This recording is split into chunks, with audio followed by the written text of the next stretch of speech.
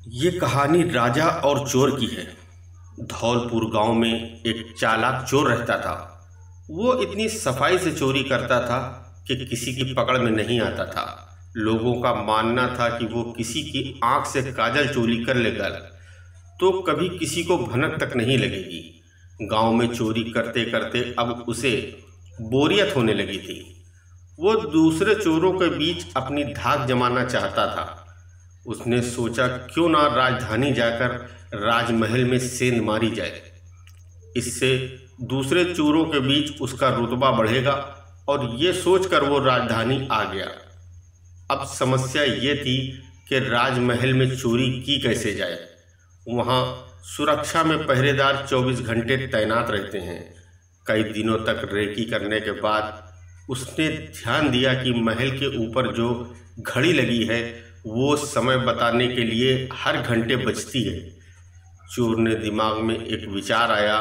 चोर रात में कुछ लोहे की कीलें और हथौड़ी लेकर राजमहल पहुंचा और जैसे ही घंटी बजती वो दीवार पर एक कील ठोक देता।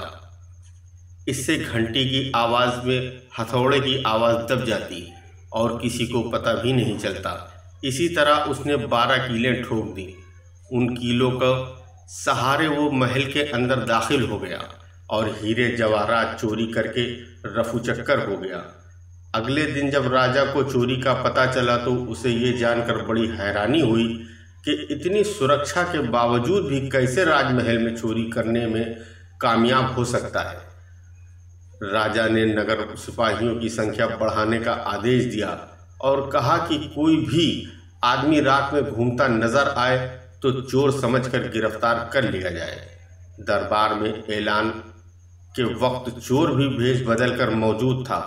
उसने चालाकी से पता लगा लिया कि कौन कौन से सिपाही इस काम के लिए चुने गए हैं। उसने उन सिपाहियों के घर का पता लगाया और साधु का भेष बनाकर उनके घर पहुंच गया। वहां उसने पाया कि सभी सिपाहियों की पत्नियां चाहती थी कि उनका ही पति चोर को पकड़े। इस बात का फायदा उठाते हुए उसने सभी की पत्नियों से कहा कि पूरी रात तुम्हारे पति चोर की तलाश में बाहर रहेंगे। इसी बीच चोर पति का वेश धारण कर कर घर में घुसने की कोशिश करेगा। भले ही वो तुम्हारे पति की आवाज़ निकाले लेकिन तुम उससे अंदर मत आने देना और गर्म कोयला फेंक देना।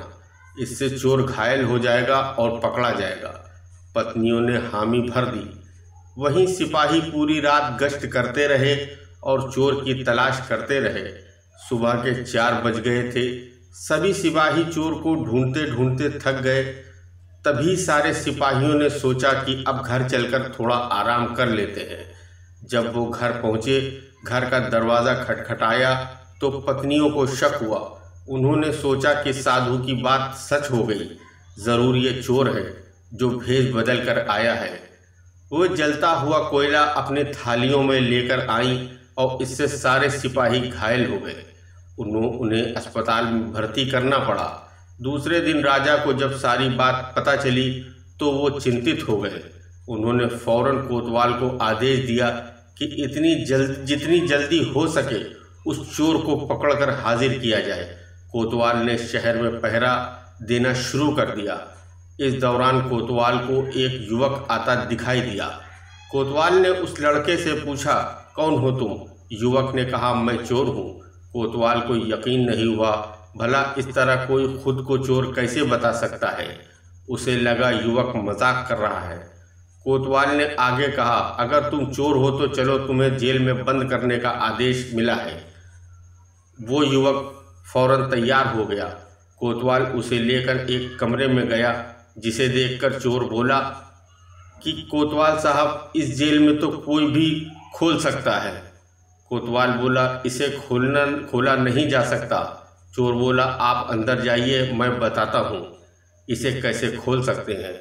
कोतवाल मान गया और जैसे ही अंदर गया चोर ने दरवाज़ा बंद करके लॉक कर दिया और हंसते हुए बोला, मैंने पहले ही बोला था कि मैं चोर हूँ, आप माने नहीं। कोतवाल पूरी रात जेल में बंद रहा। सुबह सिपाहियों की मदद से कोतवाल किसी तरह जेल से बाहर आया और राजा के पास पहुंचकर उसने सारी कहानी सुनाई। पूरी बात सुनकर राजा दंग रह गया। अब उसे खुद चोर को पकड़ने का फैसला किया। रात होने पर राजा ने गश्त देना शुरू कर दिया। इस दौरान चोर ने साधु का वेश बनाया और एक पेड़ के नीचे धूनी जमा कर बैठ गया। गश्त के दौरान राजा इधर उधर के चक्कर काट रहा था। इसी दौरान उसने पेड़ के नीचे साधु को बैठे देखा तो पूछा, बाबा इधर से किसी अजनबी इंसान को जाते देखा है क्या? साधु के भेष में बैठा चोर बोला कि मैं ध्यान में था इसीलिए देख नहीं पाया। इस दौरान राजा को एक विचार आया। उसने तय किया कि वो साधु की पोशाक पहनकर पेड़ के नीचे बैठकर नज़र रखेगा और साधु को अपने कपड़े पहना देगा ताकि वो नगर में के चक्कर लगा सके। पहले तो चोर इस बात पर राज़ी नहीं हुआ, लेकिन काफ़ी चर्चा के बाद वो राजा के कपड़े पहनने के लिए राज़ी हो गया और चोर ने दिमाग का इस्तेमाल किया।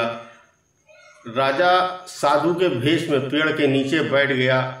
इस दौरान चोर ने राजा के कपड़े पहने घोड़े पर बैठा और महल जाकर आराम से सो गया। जब पूरी रात गुजर गई, सुबह के 4 बजे के करीब राजा को लगा कि साधु तो अब तक लौटा नहीं और ना ही कोई अजनबी इस रास्ते से गुजरा, तो उसने महल लौट जाने का फैसला किया। जब वो महल के फाटक के पास पहुंचा तो सिपाहियों ने, पहरेदारों ने सोचा कि राजा तो काफ़ी पहले महल आ चुके हैं, ये ज़रूर कोई बहरूपिया है। उसने राजा को बहरूपिया समझकर जेल में डाल दिया। भोर होने पर एक संतरी ने राजा को पहचाना और जेल से बाहर निकाला। वो राजा के पैरों पर गिरकर माफ़ी मांगने लगा। राजा ने उसे माफ़ कर दिया। राजा ने महल पहुंचकर देखा चोर रात भर उसके बिस्तर पर सोया और उसी की पोशाक में फरार हो गया। अगले दिन राजा ने ऐलान किया कि अगर चोर उसके सामने आ जाए तो वो उसे बख्श देगा, साथ ही उसे इनाम भी दिया जाएगा। चोर वहां मौजूद भीड़ से निकलकर बोला कि मैं ही चोर हूं। सबूत के तौर पर उसने राजा को उसकी पोशाक दिखाई और चोरी का सारा सामान भी वापस कर दिया। राजा ने अपने वादे के मुताबिक चोर को माफ़ कर दिया। राजा ने भेंट में उसे एक गांव दिया, साथ ही वादा लिया कि भविष्य में कभी चोरी नहीं करेगा। इसी तरह चतुराई के बल पर चोर ने खुद को साबित किया और खुशी खुशी जीवन यापन करने लगा।